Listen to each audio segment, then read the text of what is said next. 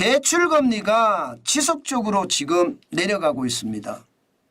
그런데 영끌족은 여전히 높다, 살려달라, 이렇게 이야기하는 경우가 지금 많다는 뜻입니다.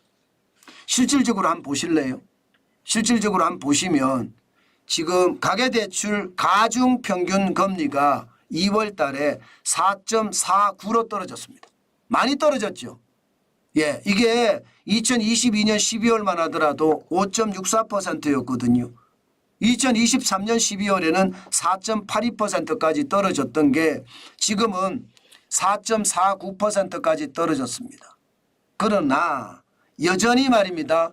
코로나19가 있었을 때 2020년 12월에 2.79였거든요. 그때에 비하면 여전히 높습니다. 그러니까 부담이 될 수밖에 없겠죠. 영끌족도. 예, 가계대출이 이 정도고요. 예, 주택담보대출은 그나마 4%를 완전히 무너뜨렸습니다. 3.96%까지 떨어졌어요. 부담은 더 줄었잖아요. 예, 2022년 10월에 4.82%보다는 월등하게 내려갔습니다. 예, 2023년 12월에 4.16%보다도 많이 내려갔고요. 3.96이니까 부담은 많이 줄었어요. 그러나 영끌족은 집을 살 때 말입니다. 대출을 60% 70%까지 집값에 받아서 대출을 했기 때문에 이게 여전히 고물가에 고금리에 충격이 된다는 뜻입니다. 2020년만 하더라도 이게 3월에 2.48이었거든요. 거기에 비하면 1% 이상 1.5% 가까이 높잖아요. 그러니까 영끌족이 살려달라고 이야기하는 것 저는 당연하다 이렇게 생각을 합니다. 여기에다가 신용대출까지 땡긴 영끌족은 더 힘들죠. 신용대출은 잘 안 떨어지고 있습니다. 6.29%예요. 1월에 6.38%에서 여전히 6.29% 지키고 있고요. 2022년 12월에 7.97%보다는 많이 떨어졌습니다. 2023년 12월에 6.58%보다도 많이 떨어졌고요. 그러나 코로나19 때 3월에 2020년 3월에 3.49%보다는 여전히 높잖아요. 그러니까 결국은 신용대출도 높고요. 주택담보대출도 높고요. 가계대출도 높으니까 이게 영끌족 입장에서는 뭐 신용대출도 받고 주택담보대출도 받고 가계대출들 받아서 집을 샀을 텐데 결국 이자 부담이 된다는 뜻이죠.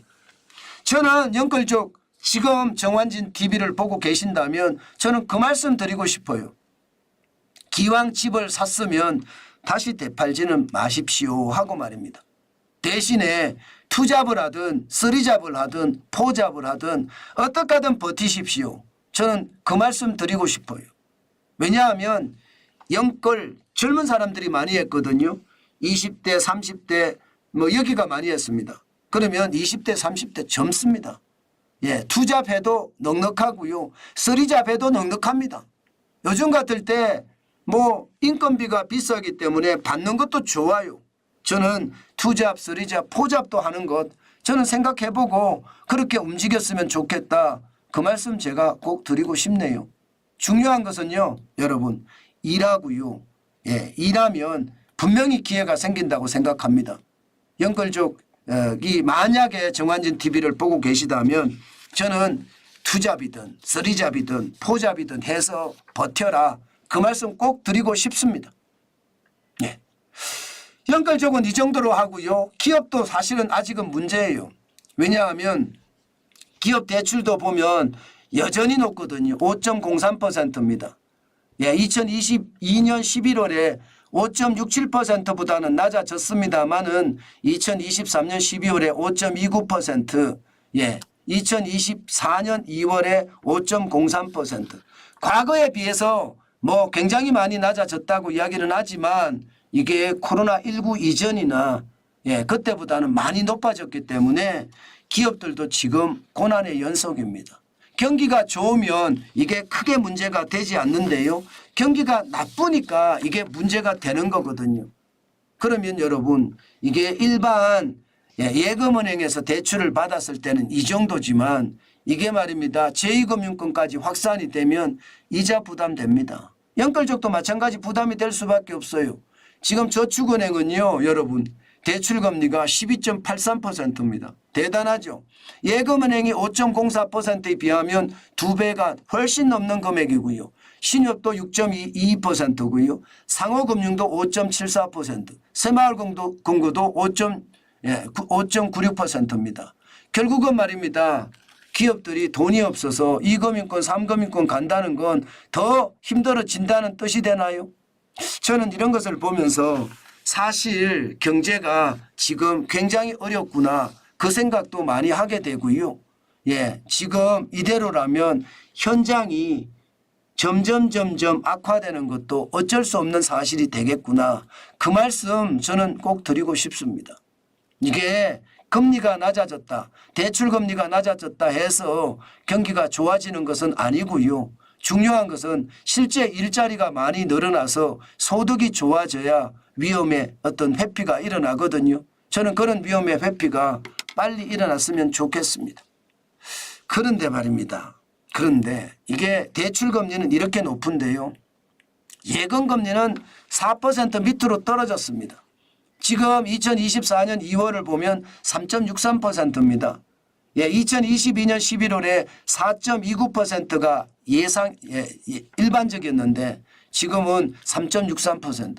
참, 예, 이게 저축 예적금 금리는 굉장히 낮죠.